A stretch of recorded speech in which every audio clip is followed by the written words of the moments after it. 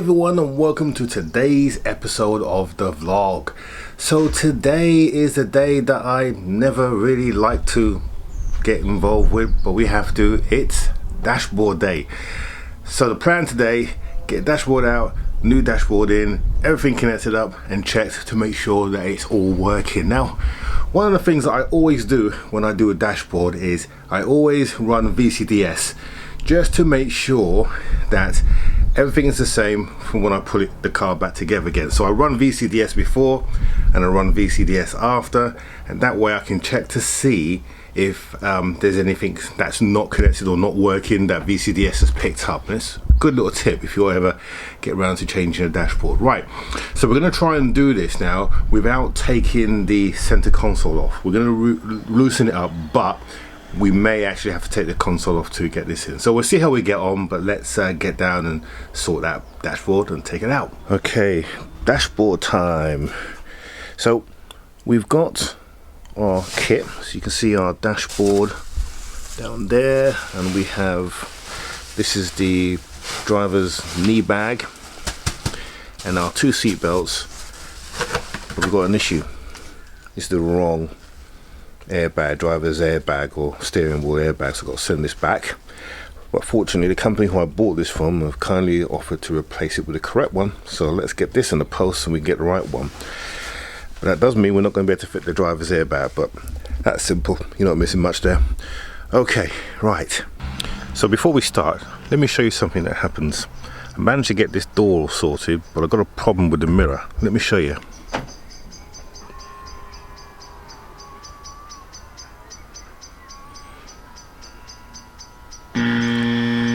Yeah, that might just be a little bit too far. Anyone know how to fix that? Let me know in the comments. Anyway, today we're going to be taking out the dashboard as we discussed. To do that, first thing we need to do is remove that center console. Now there's two ways of doing that. You can take all the seats out and stuff like that. We're not going to bother doing that. We'll work from the back. So there's a few bolts that we have to do. We'll take all the trim off, and then once we get that console out of the way, we'll then concentrate on this. Now I'm not going to show you the whole process because I think this is about my fourth or fifth dashboard that I've done. The idea is that we get this all sorted and put to bed this episode. So in order for speed, we'll skip some bits, but I'll show you the main bits. All right, let's crack on.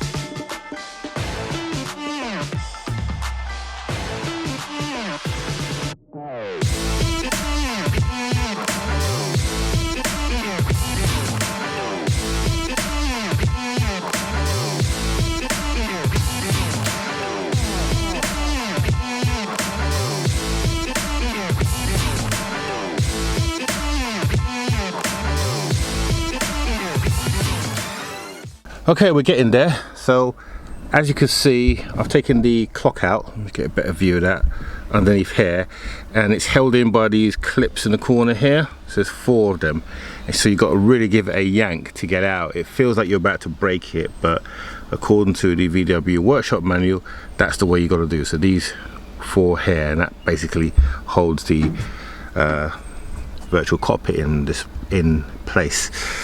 Right, okay, so we need to now take off this airbag, and I've always had problems with these airbags and getting them out, so hopefully it's going to be easier today, but don't hold your breath. Let's see how we get on.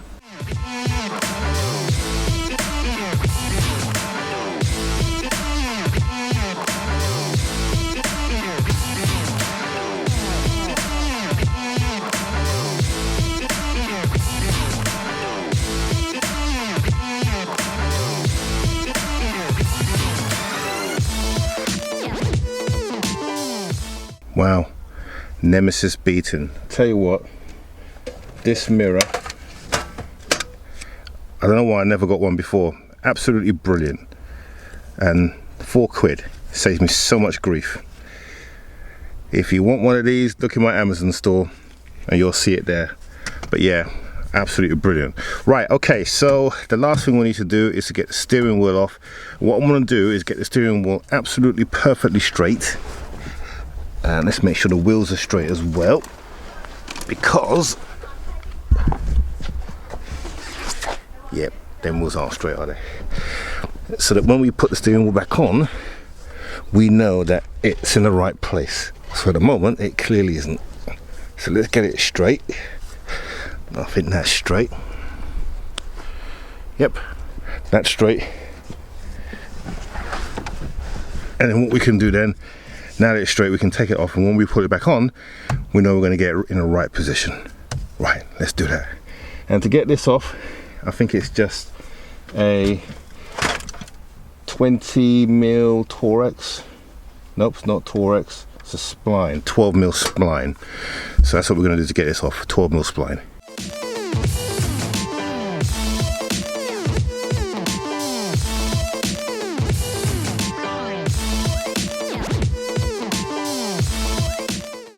Right, we're pretty close to removing the dashboard, so we just got to remove this side. Now, there's a screw behind here that you need to remove, but it's a very weird way of getting this switch out. So you've got to take this switch off first, and the way that you do it is you push it in, then you turn it, then you pull. Let's do that again. Push in, turn hard to auto, and then pull. There you go, then it comes out. Ooh, strange. But that's the official way of getting this out. And then below here there's a little screw. So let's get this out, get this screw out, and then hopefully this dashboard should be loose. Oh, and of course we've got to get this stalk cluster off as well.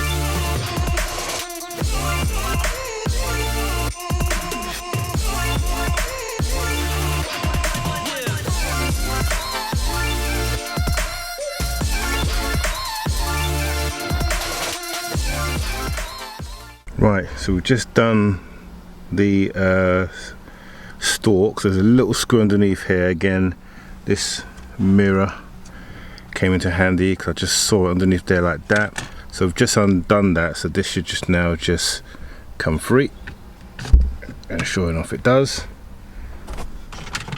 Good. So that's the all the steering now undressed, so we should now be in a position to get this removed. Yep, I just feel the whole dashboard moving. So let's give it a try and see how we go. Actually, there's one obstacle, and it's right here. So we need to undo the airbag, the driver's knee airbag, because that's stopping the whole thing from coming off. So if I pull on that, you'll see that these frames, which are part of the airbag, stopping. So let's get that off and then we'll try again.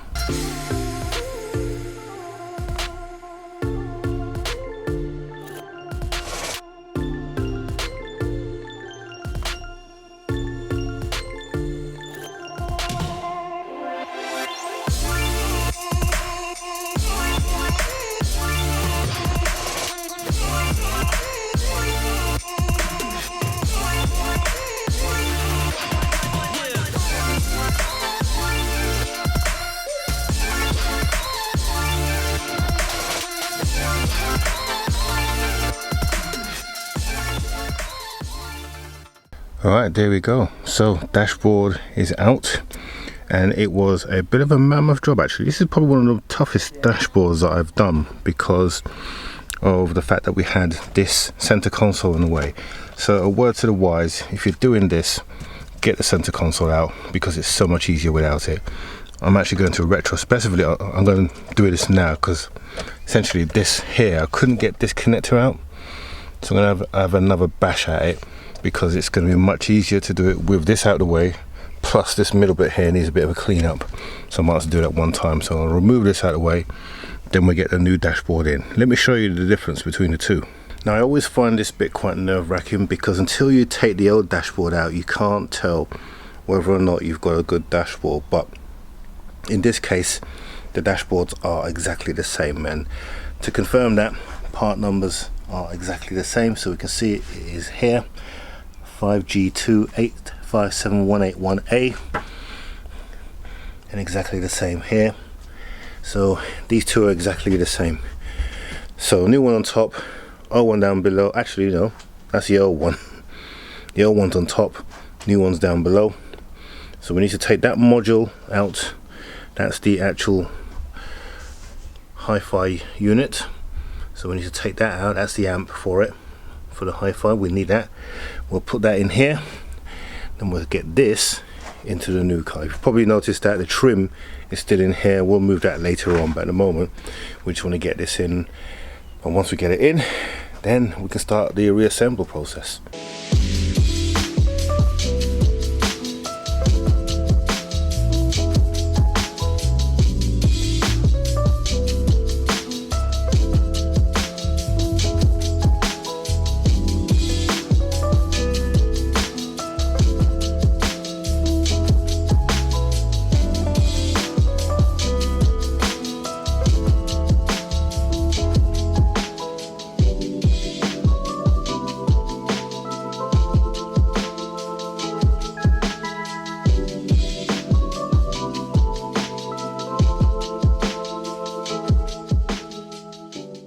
Okay, so dashboard is now in and bolted into place, so it's nice and solid. Tell you what, Volkswagen, they really, I mean, there's a lot of screws and this ain't going nowhere. So now center console, and I've taken it out and given it a bit of a clean because there was a lot of dust and stuff over it. So it's clean up now. We'll stick that in and then we can start dressing all the different elements of the dashboard and getting that together.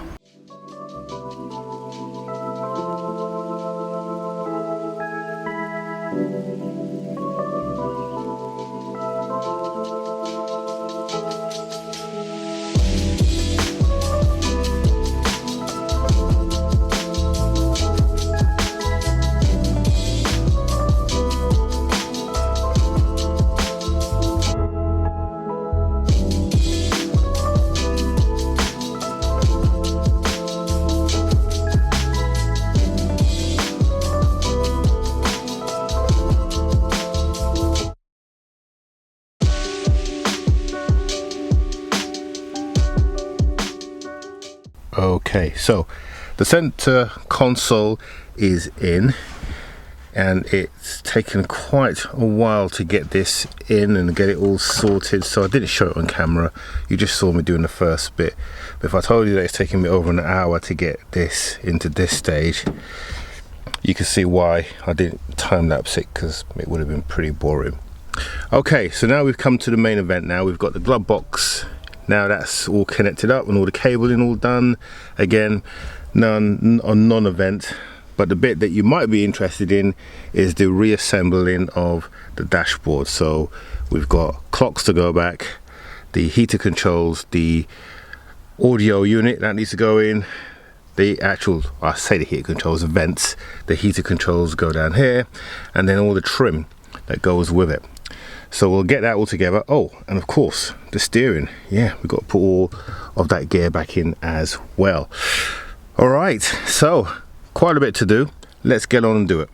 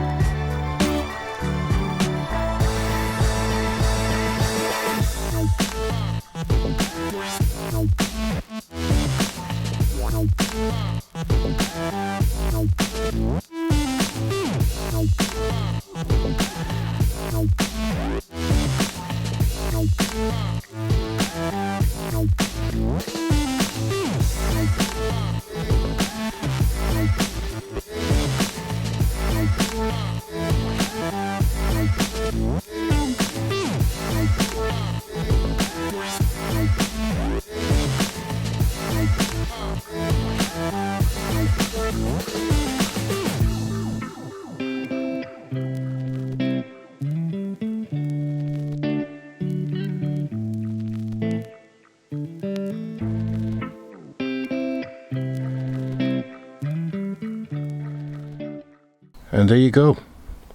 Dashboard is now completed. All in, all put into place, all plugged back together. Now, the moment of truth. We're going to connect the battery up and see if everything works. So we're still waiting on the airbag here, but that should come, and then we can then do that final piece. But let's see if everything else works. We've got the radio back in now, so the radio's back in place, and everything is good. Right, let's connect the battery up. Okay, battery's all connected up. Now you're going to be seeing this for the first time, and already I can see that the dashboard is lit up, which is always a good sign. No airbags have gone off. I always say that, don't I? Right, ignition on. Yes. Let's see if the radio works. Yep, radio is working. That is brilliant. And fan, let's turn that on. Yep, we got fan. We're gonna turn the car on.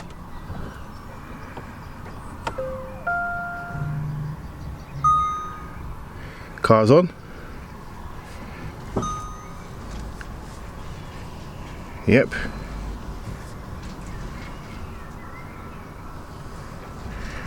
Nice. So everything is working as it should. Let's put the car in gear. Here we go.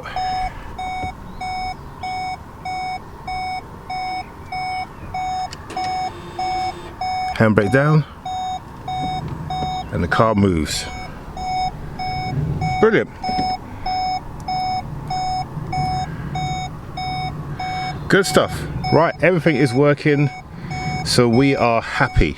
Okay, so hopefully next week will be the last week of this build before we start to go on to some mods. And we got some mods for this car. You know about the suspension already, but we also got a date with a tuning company to get this car tuned.